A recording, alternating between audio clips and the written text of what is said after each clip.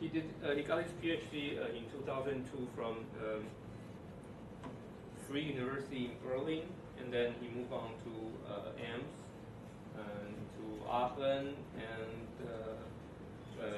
Dresden, Max Planck Institute, NCTS, and Ming-Chiang before he joined NCHU for his faculty, and he's an expert on cold atom and exactly solvable systems and entanglement, and he's going to talk about this today. So let's welcome him.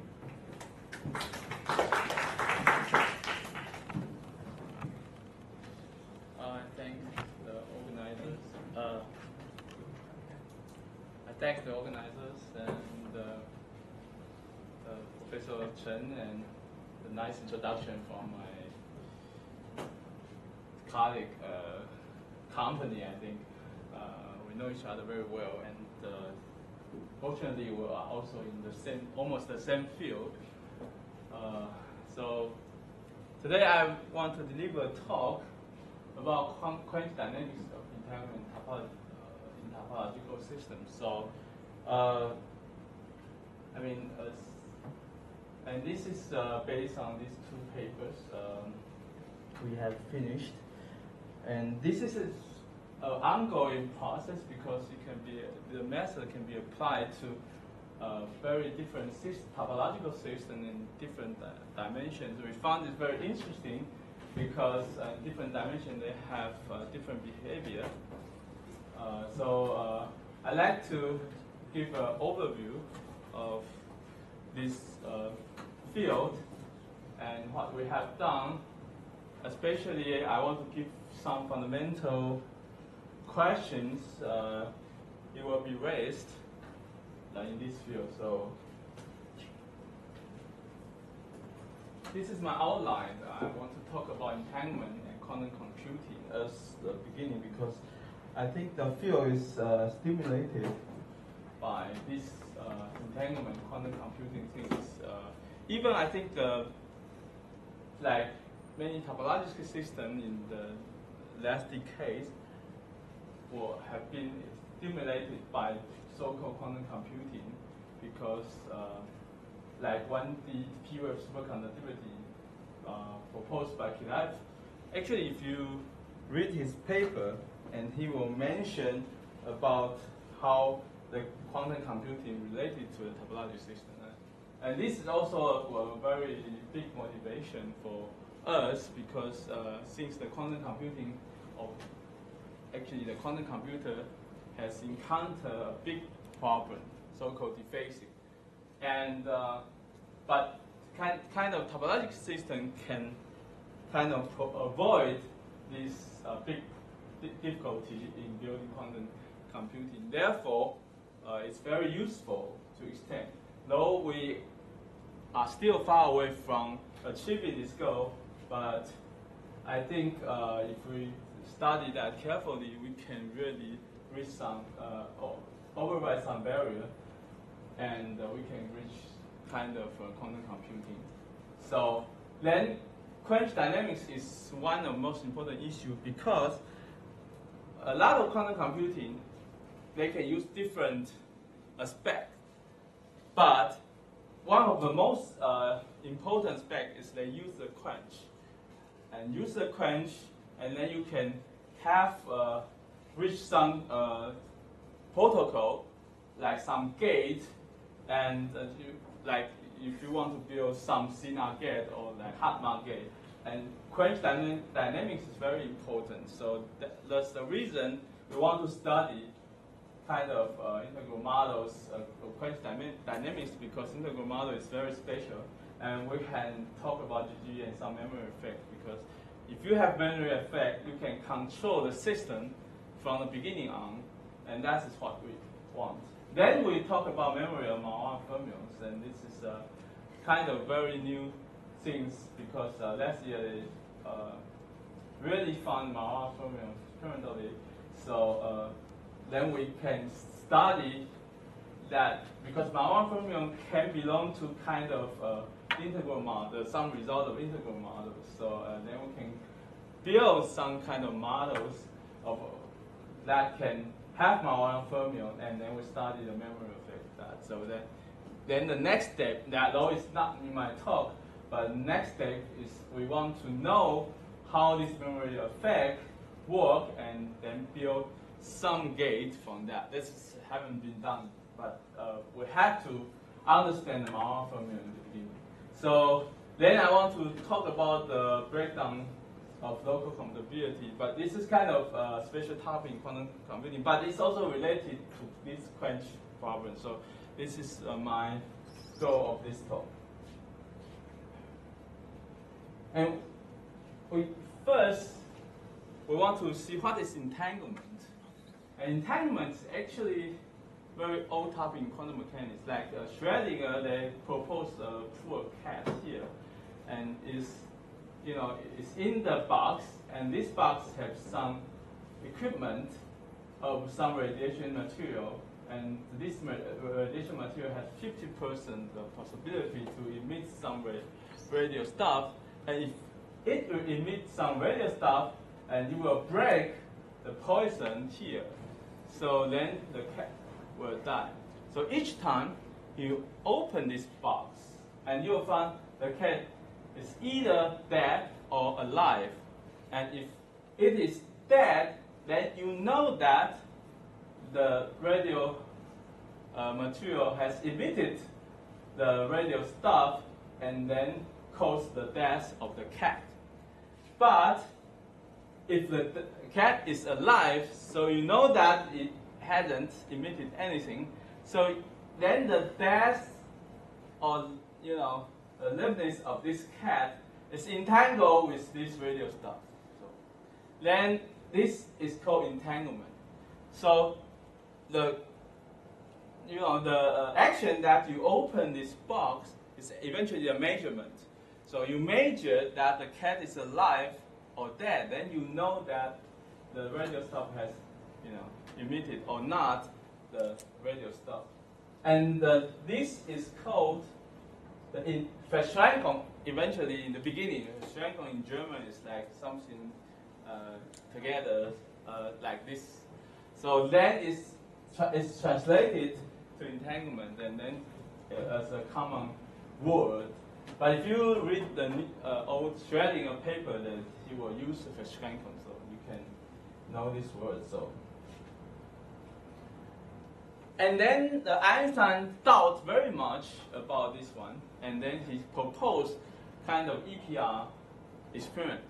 It said if you have two spins and then you separate to very far away, then you find if you change the spins, the direction of spins, then another one will change. Then you will, it won't obey the relativistic theory that they can emit some information that will be so quick, more than the velocity c. But then it had been proven that was wrong, and then the EPR experiment eventually tell you that this will really happen. Entanglement is really like that, and then this is very common that you have the entanglement Bell state. It's like this, it's maximum entangled state, and then you have this zero. It's like the cat is dead, and 1 is like it has emitted one radio stuff, and then once the cat is alive, and then 0 is it hasn't emitted any radio stuff. So then this is like entanglement pair. This is a quantum pair. As you know quantum mechanics very well, and this is very common quantum pair. Then you make this kind of measurement. It's like you open this box, and then you want to communicate Alice and Bob. They are separated far away. So you want to use this quantum state to communicate that. Then we said if you have 0 or 1, if Alice gets some 0, and if Bob can know that's 1, because you share this quantum state.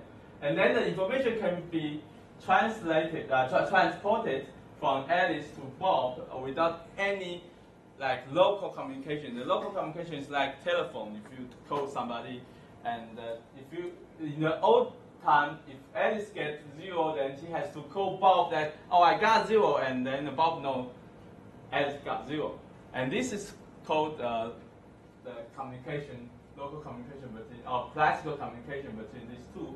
But with the quantum bit, entanglement E bit, you have this maximum entangled state, and then if you share this pair to these two, and if Alice gets 0, then Bob immediately knows that he gets 1. So on the other hand, Alice got 1, and Bob he knows that he got 0. So then he can be communicate using this E bit, and then it's also a basis of this quantum teleportation, that you use this entanglement pair to teleport the different quantum state. So we call that the two states are entangled. But if you have this kind of classical state, in quantum state you can also build some kind of classical state. You just have this product state. This is the pure state product, another pure state, and then, but you know that it's not entangled because if Alice measures this, and then he knows 0, but Bob still don't know it's 0 or 1 because they have two possibilities.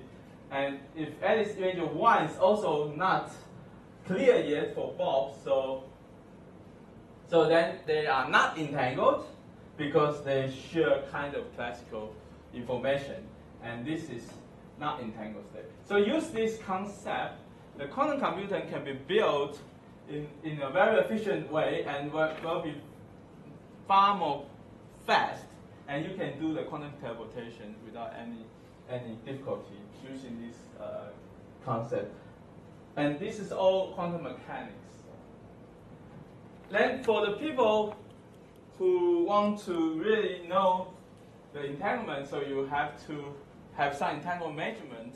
And the entanglement measurement is actually used the concept we have introduced in the last slide. So actually we use that what is entangled state and what is not entangled state. So we have the definition of separate state, because the pure state, for example, can be separated as a direct product of these two states. So this is a pure state, and it's separable. But you have mixed state. Either you can separate as a two density matrix in a direct product form, or you can have superposition of this. And either these two are not entangled, they are separable. So, and this concept can be used for the entangled state if the state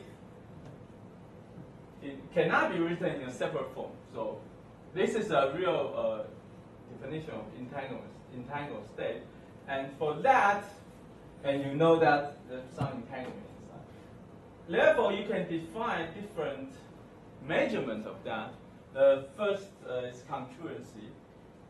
Concurrency is a very good definition, but however, it can be used for two particles. So you have two particles, and then you can know it's not entangled or not entangled. You use concurrency. That is the definition is a little bit complicated. We won't introduce here, but you just know the concept of that. So the good things for the concurrency is that mixed state, for example, it's very difficult to know the entanglement, because pure state they have some good definition we will introduce later, but mixed state is difficult. So, but concurrency can be a mean of can be a method to measure the entanglement mixed state. So it's very good. But the bad thing is that it's only measure the two particles entanglement. So therefore we like to use that for two particles, but if we want to measure many body effects, so it's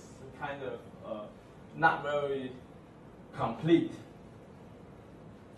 Another good, another thing can measure mixed state and many body systems of negativity, and you can measure many particles entanglement, and you can measure also mixed state entanglement. But it's not precise. It's like if you use negativity, the method of that, sometimes you will miss some state. They are actually entangled, but negativity cannot detect that. And this is a very big flow of this negativity method. So you have to compromise. Then for us, it's the best way to measure, but only it can be only used for mixed, pure state, not the mixed state, is the entropy, entanglement formation. And entanglement formation, or you call that entanglement entropy, can be, measure the many-body systems entanglement, but only for pure state. Okay. So, but this method, entanglement formation, is the method we like to apply because for us, ground state properties for condensed matter series or for the condensed matter people, ground state message is also very important. Ground state is a pure state, so then we can use that to find a lot of properties of entanglement using entanglement formation or entanglement entropy. So therefore, I will single it out to introduce you the definition of that, of entanglement formation. So for pure state, it's very important because if you want to measure the mixed state, like if you want to measure entanglement of some state in the temperature, then if you use this one, then the classical entropy will go into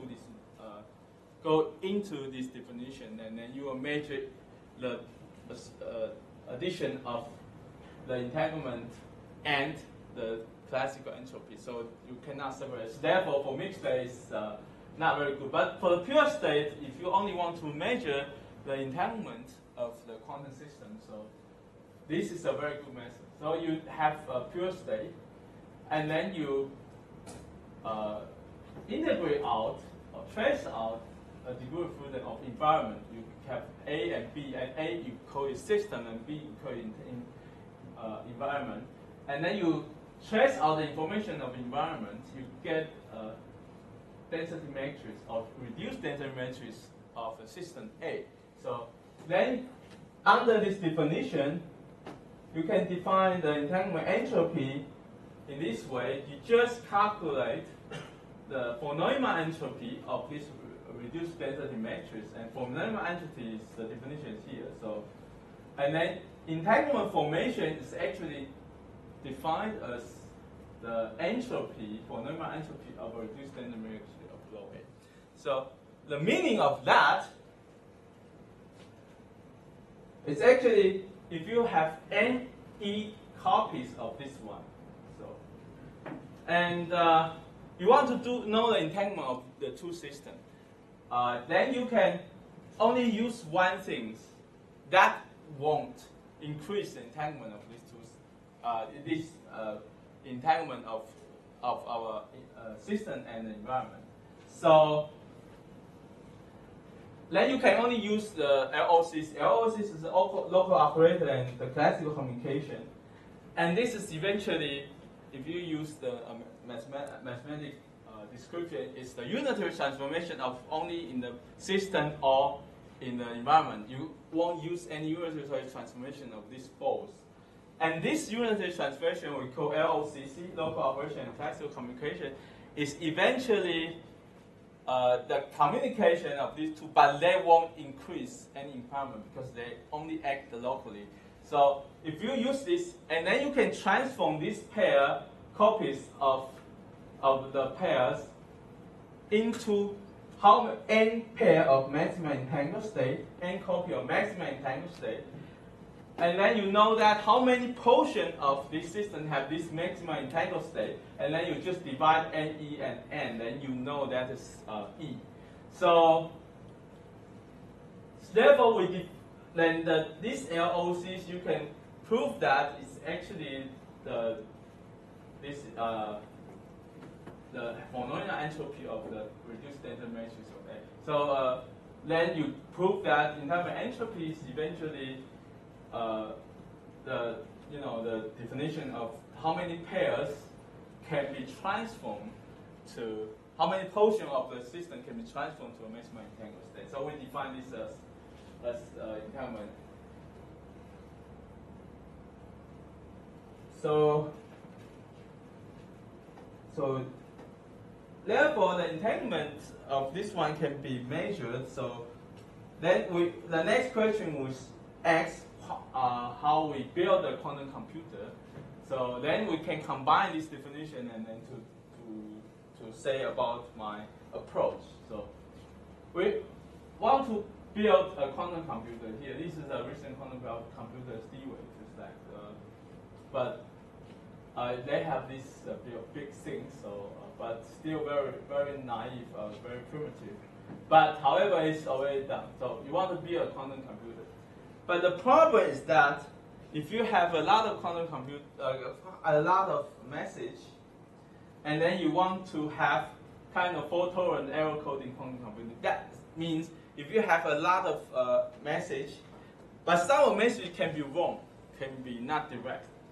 In the classical way of computer, how to single out this error is that you copy a lot of things and then you vote.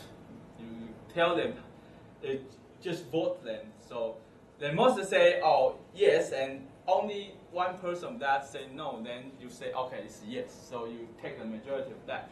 So, however, for quantum computing, people know that the clone of the quantum state is not possible. It's not possible to clone the quantum state. So you cannot use these properties because the quantum state cannot be cloned. It's not very easy, so it cannot be. So you cannot vote it. Therefore, how to single out kind of error is very important. And then we have to know how to single that out. So then use topological system is one of methods. And then we just want to say why it is that. So we have two types of errors. A classic error is that if you put the electron as a signal, the electron will hop to each other to different sides. So you have this exchange error. Then exchange 1 or 0. So the electron can hop to different sides. And we call this a Pauli escape, because you know Pauli matrix is a exchange of these two. But you have also different phase error. The phase error is that you have the phase of that.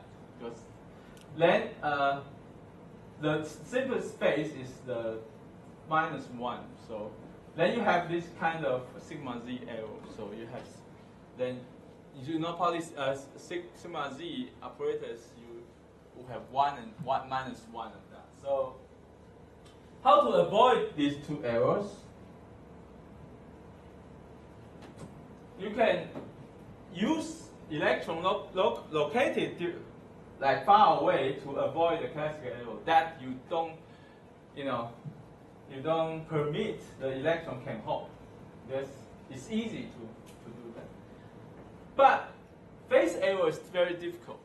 In the old way of quantum error corrected coding is kind of very complicated. You need a lot of state. The threshold of quantum state is very high. So eventually, it's really the people prove that you can do that, but the threshold is very high. So it's very difficult to do that. Therefore, till now, still the error correcting coding of quantum computing is not doable. But this is the most difficult part to avoid phase error. But if you use the Majorana fermions, the Majorana fermion is that you separate a fermion into two different real fermions. And naturally, it's not doable. But if you have this collective mode of one chain, and then no battery inside.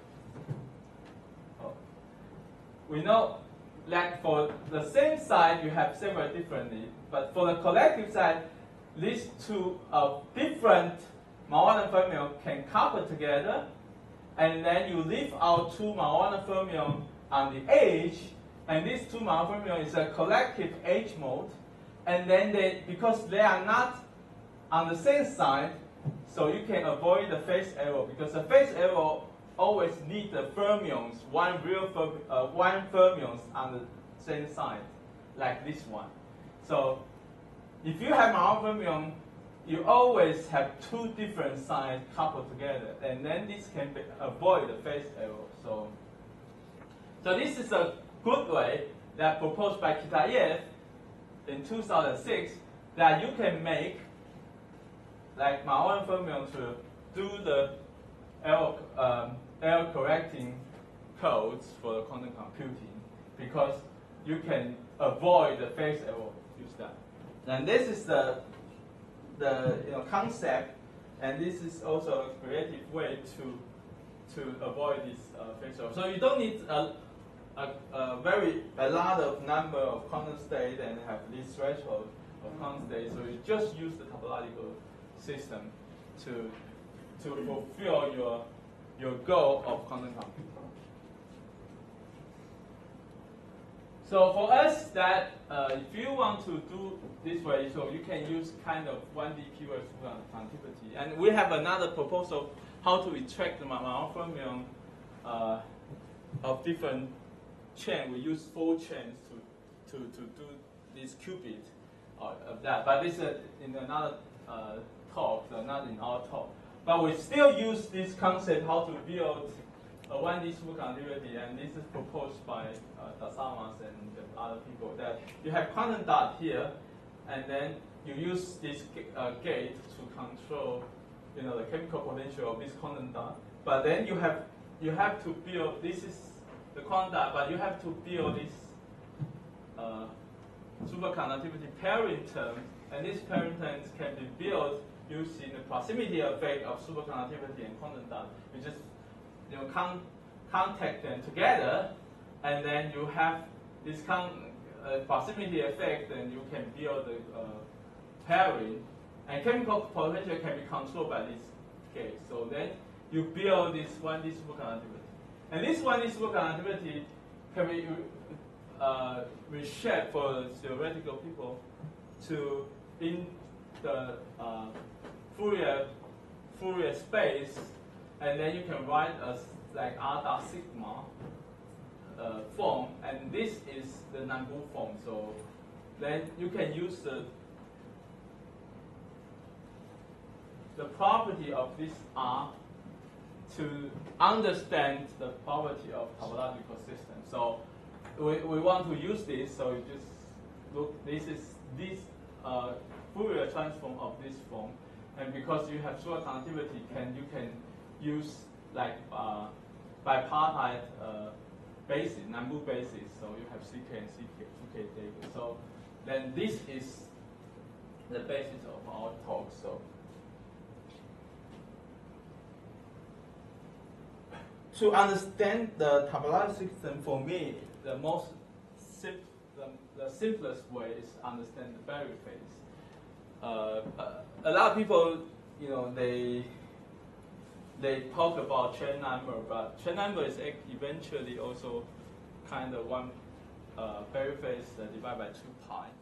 So, but you have this 1D number, so you have how many times you want this one. So, kind of, you can define it using Berry phase, and then for like Z2 symmetry, you have this Fabian term. So but it's also related to Berry phase. So it's so very important to understand this Berry phase or geometry phase. And if you understand that, then you can define topological system well. So what is Berry phase? Berry phase is found in 1982 by Berry, and eventually not very difficult, but very strange effect that you have a parameter space, and then you adiabatically change the parameter and in a circle, and you find the system will have like this energy term, just like time-dependent term. No, originally we understand the quantum mechanics. We know that this term can happen because you know I partial t of this state equal to h this state. So you have this term, but they found the state can have its